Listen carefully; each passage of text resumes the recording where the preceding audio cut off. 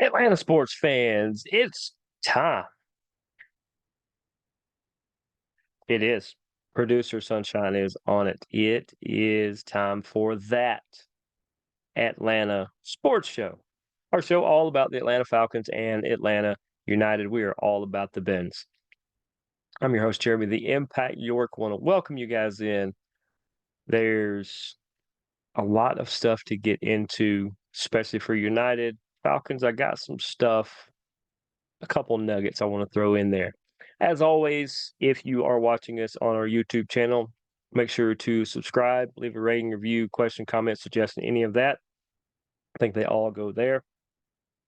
If you are watching us on the social medias, please go to our YouTube channel and subscribe. I think you can click on the bell where you know where all the latest shows are going to come out. We definitely appreciate that. That is impact_media_, where you will find almost all of our content outside of our hockey content, which is on its own channel, Board Check 99. We appreciate all of you guys who follow us on there. So, without further ado, I want to get into tonight's topics. I'm going to start with I'm not going to say bad because it could be a lot worse, but I'm going to start with the news out of New York. Now, the good news is they don't have to play at Citi Field. They don't have to play at Citi Field. The Mets wish they didn't have to play at Citi Field, but they don't have that luxury. But that game is done. It seems that only half the pitch was worth playing on, from what we heard. Basically, the infield part that was covered just the day before with grass or sod or whatever they put down was just not good. Wasn't good. Which is why you saw New York FC or New York City FC have a pretty good first half, and then Atlanta United have a pretty good second half. It's because only half the pitch was playable.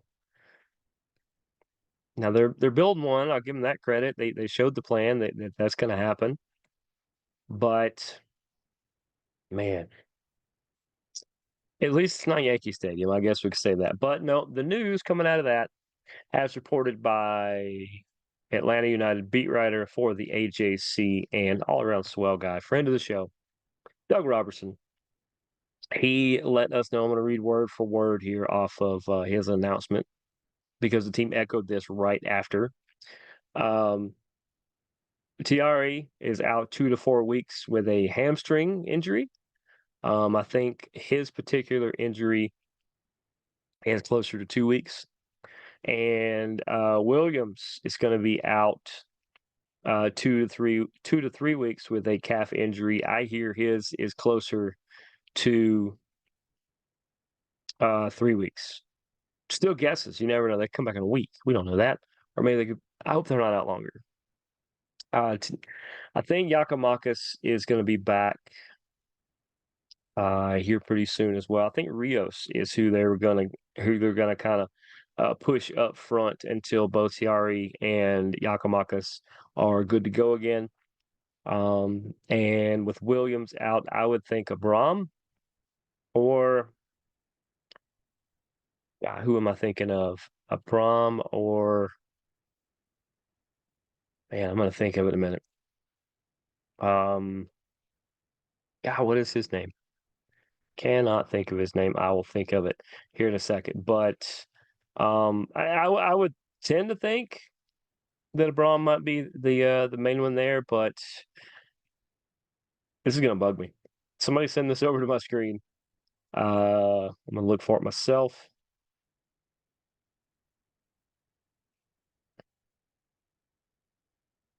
Noah Cobb, there it is. I knew it started with a C.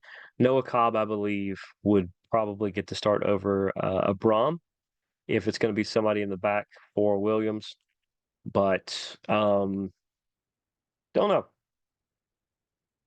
Don't know what Pineda's going to do. We will find out. We will find out very, very soon because they do have a game coming up. But let's talk. Do appreciate Doug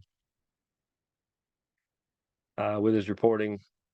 I'm working on getting him on here. We'll get him on here. I've known Doug for a good chunk of years, so we'll figure out that. And Doug, if you're watching, because of course you are, this is your favorite video show about Atlanta United. Uh, Southern Fried Soccer, by the way, that he does, the podcast is fantastic. You guys should listen to it if you're not already, and subscribe to the AJC. Just because it helps Doug out, it helps me out, it helps everybody out. Subscribe. It's for like, it's like 250, or no, it's like $1.99 a week for the rest of your life. You sign up right now for as long as you want to keep the subscription, and you get all the content. That's all the Doug's content. That's all everything. I mean, I don't know why I'm giving him the free commercial here, but maybe it's just because I like Doug. Maybe I like Doug. He's a good guy, and I like the AJC. AJC's been one of the constants in my life. So go check him out. Let's see. They get the draw in New York. They give up the goal early. Santiago Rodriguez in the 45th minute. That was on a penalty kick. That was worthy of a penalty kick. I'll give it to him. I can't say anything. I can't say that was a bad call. I can't. That's that's the call there. You don't have a problem with that. And then Jamal Tiari in the 65th minute off a pass that Brad Guzan, he just crushes a kick up the way. Who was it, to Lennon? It was to, I don't remember. It was somebody who did a cross to Tiari, who headed it back across the goal the way he scored the last one he scored. Um, Fantastic. It was like, it was a thing of beauty. It really was a thing of beauty. I'm trying to get the stats looked up too. I had them all in front of me.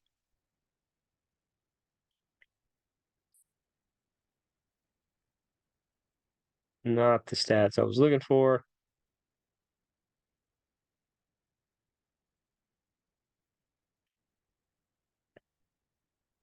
We're gonna figure this out. Either way,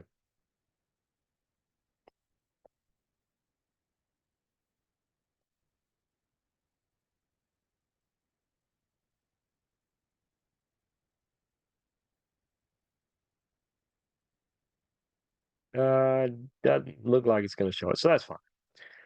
Either way, they get the draw. It's because once again in the first half they were basically playing uphill on not great conditions, and in the second half they were playing a little more downhill. We're able to kind of stretch out and do some good stuff.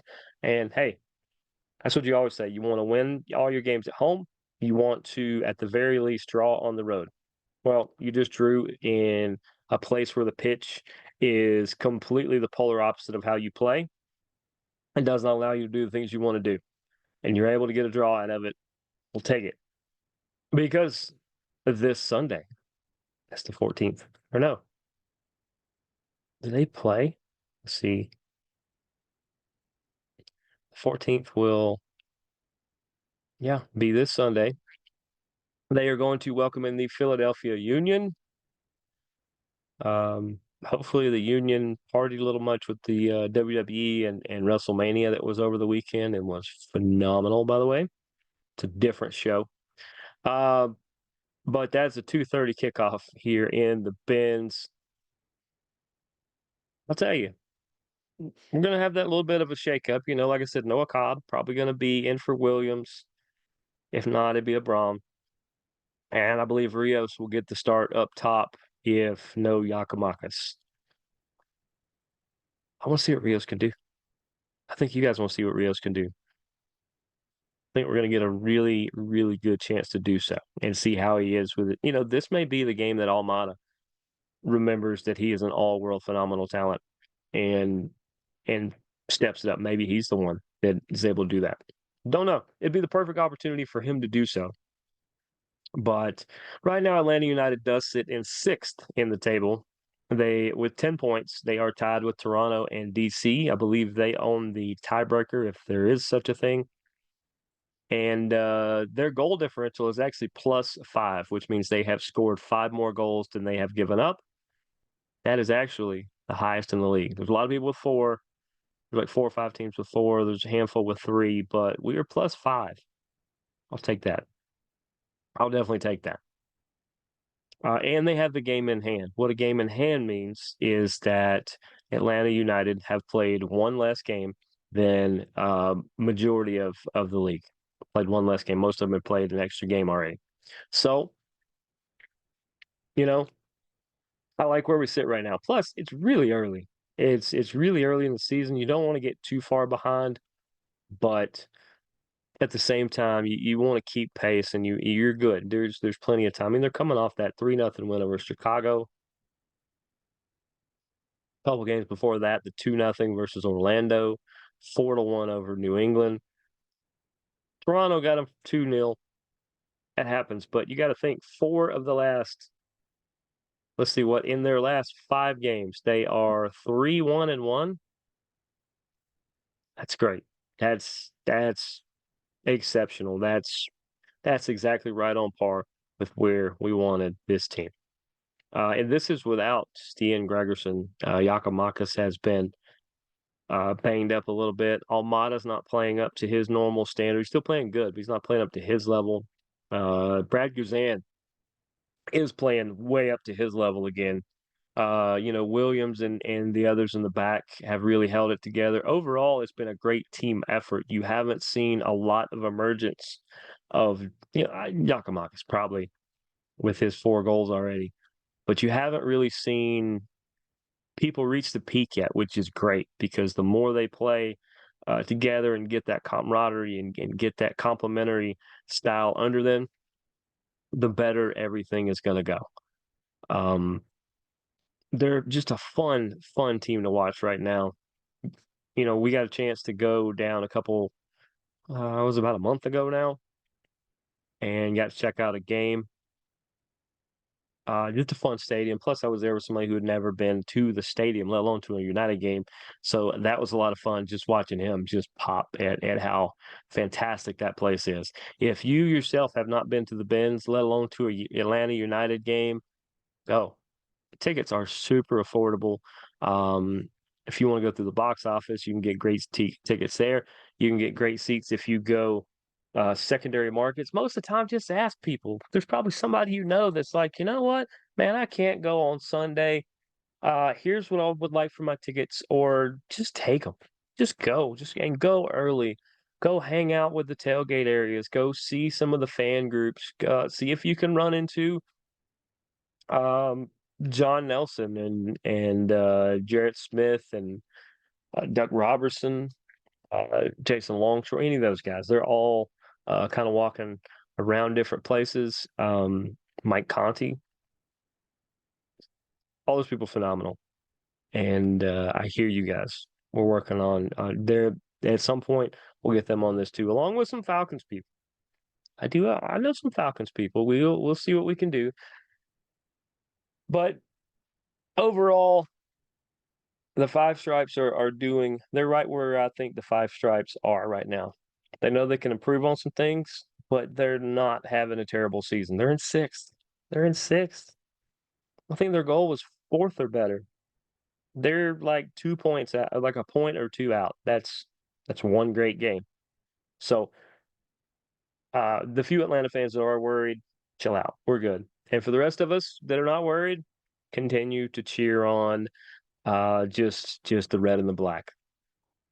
Speaking of the red and the black, let's get to the Atlanta Falcons. I am not the world's biggest fan of people creating articles over nothing. I know I'm in the media, and probably media people are going to scream and yell at me, and that's fine. Just get in line at all the other people that are screaming and yelling at me, which is not me, by the way. But I see a news report earlier today. Kirk Cousins vows to do everything he can to bring a championship to the Falcons. Yeah, so are the other 52 guys on the main roster. I'm not even knocking Kirk for that. That's part of why Kurt signed on. Kurt didn't sign up for the Falcons to go, wow, what a great, I'm just going to go hang out in Atlanta and go to the zoo and the aquarium all the time. And then a handful of Sundays, I'm going to throw a football around. No, Kurt wanted to go to a place he thought he could win. This was a place he thinks he can win, and I think he can too. But the news or certain people, and I'm not going to say who it is because I'm a fan of the place and the person that said this, but just vows to, I would hope so. But that's not a story. You're writing a story because you don't have a story. Everybody that signs on, ask Grady Jarrett. He got drafted here, sure, but then he re-signed. He didn't have to. He could have waited it out and went somewhere else. Ask Calais Campbell why he signed here last year. Ask the guy that has signed with Atlanta and retired. He signed with Atlanta 3 times. He's retired twice. Why does he keep coming back? It's because they want to be here.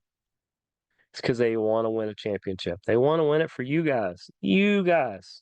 Same reason I do this show. For you guys. I'm not going to lie and say I don't do it for myself. I do. I enjoy these.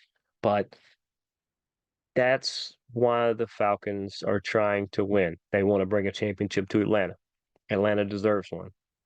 The last championship that Atlanta had was what, the Swarm lacrosse team, like 5 or 6 years ago.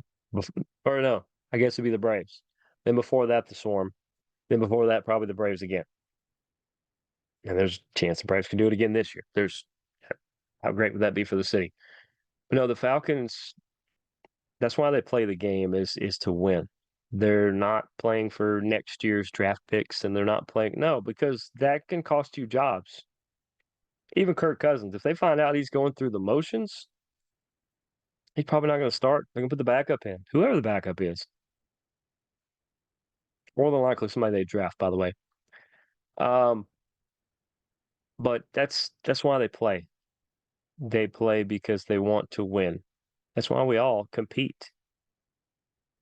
I know I'm not the world's fastest, but when I do the Peachtree Road Race or a 5K here locally or anything like that, I'm trying to do the best I can.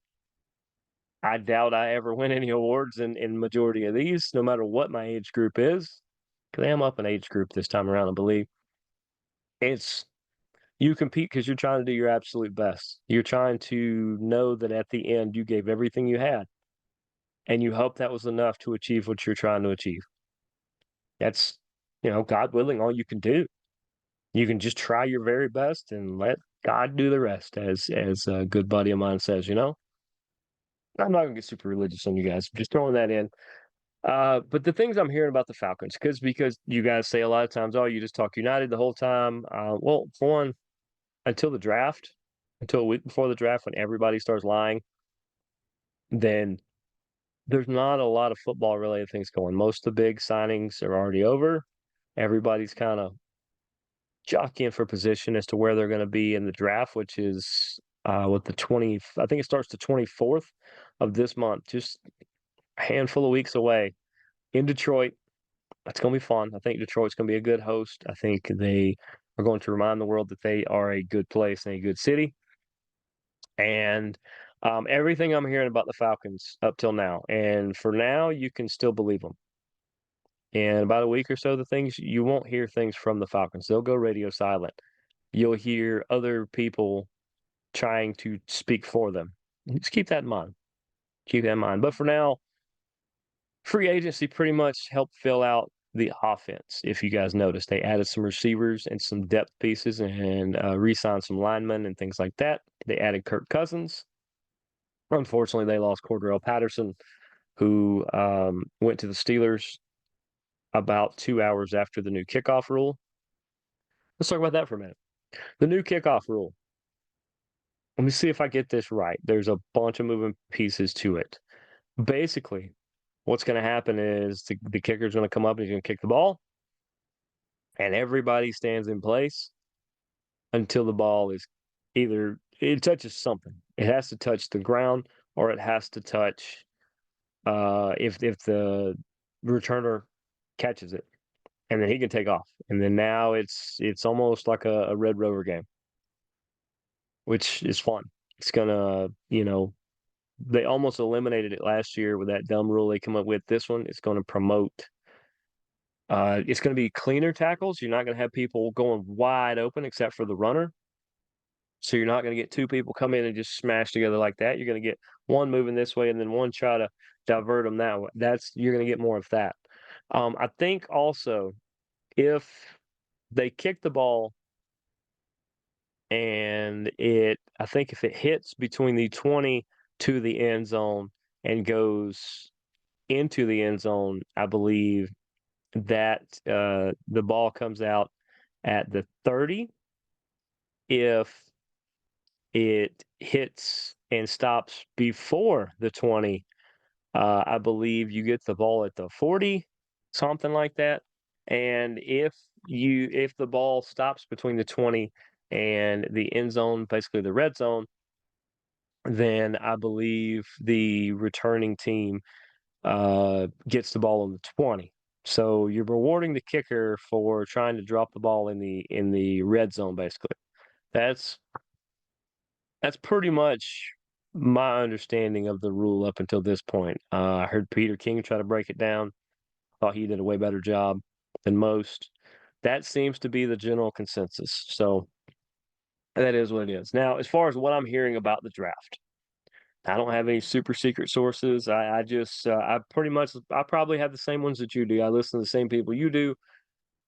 I just can decipher some of it. And so that's kind of what I'm doing now. Since they filled out the depth a lot on the offense, expect a very defensive draft. You have, was it Anyamana and Grady Jarrett as interior defensive linemen. You need some edge rush and you need some linebackers and definitely some corners. I would expect you get a edge rusher in the first round, and you're going to see some corners and some other things go off the board later in the contest. I see that that's probably what's going to happen. I think you guys see that as well. There's going to be, you got to think they're drafting what, 8? So the first 3 or 4 picks are going to be quarterbacks. So let's say worst case scenario, it goes QB, QB, QB. Doesn't matter which ones. Caleb Williams more than likely to Chicago. Drake Mayer, Jaden Daniels second, and the other one third. Don't know if other people will move around. JJ McCarthy be probably, I say, around between 26 to 29. I bet you. Just go ahead and mark that one down. That the old Impact said that. But so let's say worst case scenario, 1, 2, 3 quarterbacks. Well, that means the 4 pick technically becomes the 1 pick. So then you get 5, 6. That's crazy looking. 7, 8. So technically, your 8 pick becomes the 5 pick. But keep in mind also, one of those picks is going to be another quarterback. 4 quarterbacks are going in the top, I don't know, 6 or 7 more than likely, because somebody's going to move up and grab the other one. So now your 8 pick is turned into the 4 pick. You can't tell me that of those 3 people in front of you, one of them or all of them are going to take all the pass rushers. There's like 3, I think, that are massively on the board. 2 for sure, whether it's the Alabama kid or it was North Dakota or it's somewhere up north. I thought they had a really good one. So even if you said there's just 2 that you'd really like, there's probably 3. But even if you said just 2, you can't tell me that 2 of those 4 teams in front of you are going to take pass rushers. And if they do, there's still the 3rd guy out there. Or you take the top corner, or you see what's on the board. If something falls in your lap, you got to take it. You got to take it at that point. I think the Falcons are in a prime position to really add something groundbreaking, just massively groundbreaking. Next question I get asked a lot. Are they going to draft a quarterback? Probably. I would say 2nd or 3rd round. McCarthy would have been a target, but he is probably going to move to the bottom of the first round. So unless they move back in, it's going to cost them a lot because what are they, probably 8 or 9 in the second round. So you have to move, let's see, 8. You have to move almost 16 spots to be somewhere near enough to grab him. Man, that's going to cost you a lot to do that. So unless he starts falling, I don't know who their targets are as far as that, but I would say second or third round, maybe even fourth round. I would see them grab a guy that fits what Raheem Morris is trying to do. Um, Other than that, that's pretty much all I have tonight. We're gonna obviously talk more United next week. We're gonna talk a little more Falcons. Maybe we grab a guest or so. We'll see how that works. But stay tuned later in the week. Of course, we have Board Check, our hockey show. We have Strong Style, our MMA and pro wrestling show. We are going to have our fabulous wrestling talk, WWE WrestleMania XL, that is 40. Review show, me and Daniel Snyder on Thursday. We'll be doing that. And what am I missing? I think that's it. So, for everybody here at Impact Media, I am Jeremy, the Impact York. Go Dirty Birds. Go Five Stripes. We'll see you guys next week. Deuces, gooses.